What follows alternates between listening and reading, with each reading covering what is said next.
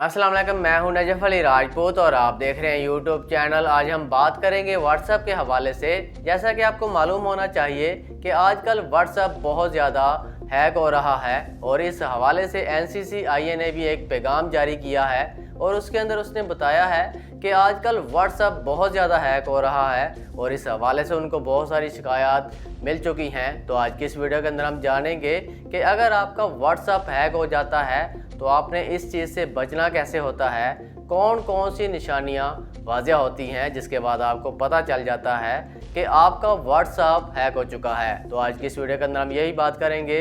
Video को आपने मुकम्मल देखना है, इसके अंदर बहुत सारी मालूमात हैं और अगर आप हमारे चैनल के ऊपर न्यू आए हैं तो चैनल को ज़रूर सब्सक्राइब कर लें ताकि इसी तरह की मज़ीद अपडेट्स आपको मिलती रहें। तो बात कर लेते हैं। सबसे पहले व्हाट्सएप हैक हो जाए तो कौन कौन सी निशानियाँ ज़ाहिर होती हैं। जब आप अपने व्हाट्सएप को ओपन करते हैं तो आपका व्हाट्सएप ओपन नहीं होता, आप किसी को मैसेज करते हैं तो मैसेज नहीं जाता, या आप किसी को कॉल करने की कोशिश करते हैं तो आपकी कॉल भी नहीं जाती। तो इस चीज़ को आपने अपने जहन में रखना है। सबसे पहले आपने अपना नेट ज़रूर चेक कर लेना है। बाज़ का ऐसा होता है कि हमारा नेट नहीं चल रहा होता जिसकी वजह से कॉल या मैसेज नहीं जा रही होती, लेकिन अगर ओपन नहीं हो रहा, नेट ऑन भी है, तो आपने इस चीज़ को ज़रूर समझ लेना है कि आपका व्हाट्सएप हैक हो चुका है। और अगर ये निशानियाँ वाज़िया होती हैं तो आपने फ़ौरन अपने व्हाट्सएप को अनइंस्टॉल कर देना है। उसके बाद आपने दोबारा से इसको लॉगिन करना है। अगर आपका व्हाट्सएप हैक हो चुका है तो आपके पास लॉगिन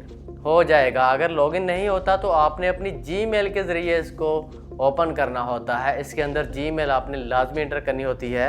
इसके बाद बात कर लेते हैं कि व्हाट्सएप को हैक होने से आपने कैसे बचाना होता है। जैसा कि इसके अंदर एक 2 स्टेप वेरिफिकेशन का ऑप्शन है, आपने उसको ज़रूर ऑन करना होता है और व्हाट्सएप के अंदर अपनी आपने वो जीमेल एंटर करनी होती है 2 स्टेप वेरिफिकेशन के अंदर जो आपके पास हमेशा ऑन रहती है। आपने उसके अंदर अपना नंबर भी वो एंटर करना है जीमेल को वेरीफाई करने के बाद।